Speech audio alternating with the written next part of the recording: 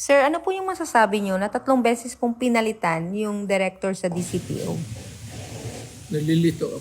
Una kasing pinalitan ang nooy DCPO OIC na si Colonel Rolindo Sogilon at itinalagang hepe si Colonel Lito Patay Miyerkules ng umaga. Pagdating ng tanghali, si Colonel Sherwin Butil na ang pumalit at bago matapos ang araw, si Colonel Hansel Marantan na ang ginawang acting chief. It's incompetence. It's naked incompetence of administration. Ito ang pananaw nila dating Pangulong Rodrigo Duterte at dating Chief Presidential Legal Counsel Attorney Salvador Panelo sa 3 beses na pagpapalit ng hepe ng Davao City Police Office o DCPO sa loob ng isang araw lamang. Hindi nila nasuring mabuti yung kanilang ginagawa. Ano tawag ko no? The incompetence sa pamamahala. Yan ang tinatawag na pag-amin ng kawalan ng competence sa pagpapatakbo ng PNP.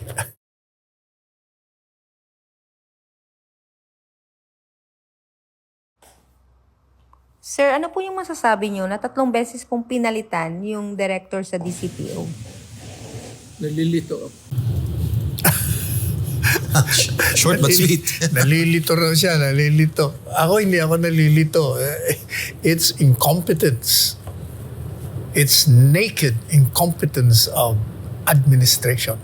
Ito ang pananaw nila dating Pangulong Rodrigo Duterte at dating Chief Presidential Legal Counsel Attorney Salvador Panelo sa 3 beses na pagpapalit ng hepe ng Davao City Police Office o DCPO sa loob ng isang araw lamang. Una kasing pinalitan ang nooy DCPO OIC na si Colonel Rolindo Sogilon at itinalagang hepe si Colonel Lito Patay Miyerkules ng umaga. Pagdating ng tanghali, si Colonel Sherwin Butil na ang pumalit at bago matapos ang araw, si Colonel Hansel Marantan na ang ginawang acting chief. Kaya nang nangyari yan kasi, hindi ba, ang focus nila ngayon,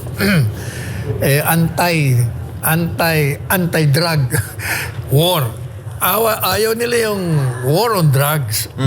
Kaya tinanggal nila yung mga masigasig na i-dismantle yung sindikato dyan sa Davao. Di ba? Ilan ba yun? 18, 17. Tinanggal nila lahat yun eh. So, kailangan palitan. Nagkamali sila, ang pinalit nila yung matindi rin na na involved yung sa mga extrajudicial killing. Pagkatapos, pinalitan nila. Siguro, isa rin yun sa mga nasa listahan. Madalit sabi, hindi sila nag-aaral. Hindi nila nasuring mabuti yung kanilang ginagawa. Ano tawag ko no? The incompetence sa pamamahala. Yan ang tinatawag na pag-amin ng kawalan ng competence sa pagpapatakbo ng PNP.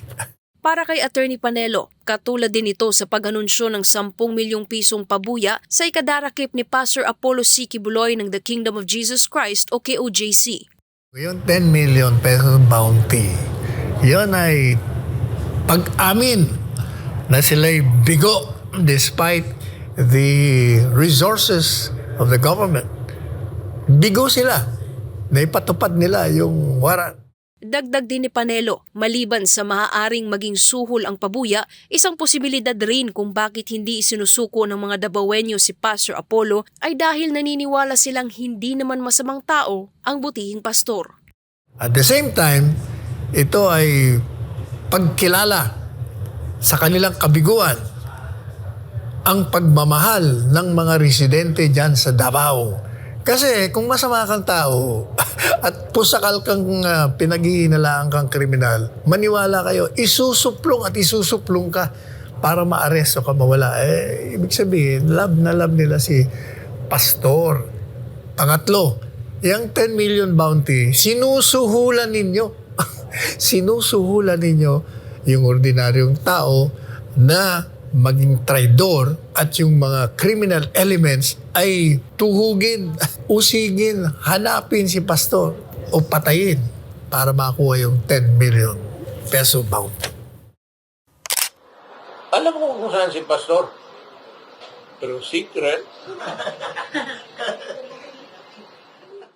Samantala, kaugnay naman sa sinabi ni Philippine National Police o PNP Chief Police Major General Romel Marbil na posibleng sampahan ng reklamong obstruction of justice si dating Pangulong Duterte. Ito ang nilinaw ni Panelo. Itong si PNP Chief, mukhang corny ito corny. Alam nating lahat na si dating Pangulong Presidente o dating Pangulong Duterte, mahilig yan na gumawa, magbiro, mag-joke. Yun ang yung statement niya na alam ko secret. Pinapatawa niya lang yung reporter, nagtatanong sa mga reporters noon. Ipinuto ni Panelo na wala rin namang sinabi ang PNP na nakita nilang nag-usap si Pastor Apollo at dating Pangulong Duterte matapos ihain ang warrant of arrest noong 10 ng Hunyo. Wala rin naman daw intelligence report na nakikipag-ugnayan ng butihing pastor sa mga miyembro ng KOJC. Common sense will tell you na there's no way by which this former president would know the whereabouts. Sinabi rin ni Panelo na mukhang hindi alam ni Marbil ang batas ng obstruction of justice. Maliban pa doon sa tinukoy ko na corny ka, mukhang hindi mo rin alam ang batas sa obstruction of justice.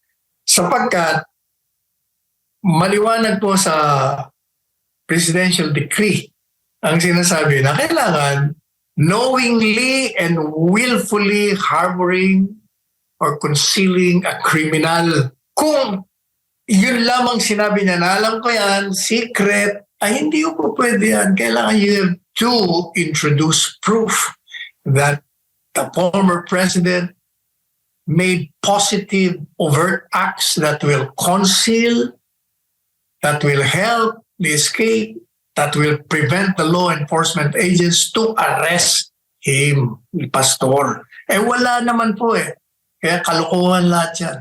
Sa huli, may pakiusap naman si Attorney Panelo kay Marbil. Mr. PNP Chief, huwag mong gawing scapegoat itong si Presidente Duterte sa pagkabigo ninyo sa inyong incompetence ng pag-aaresto ng isang tao.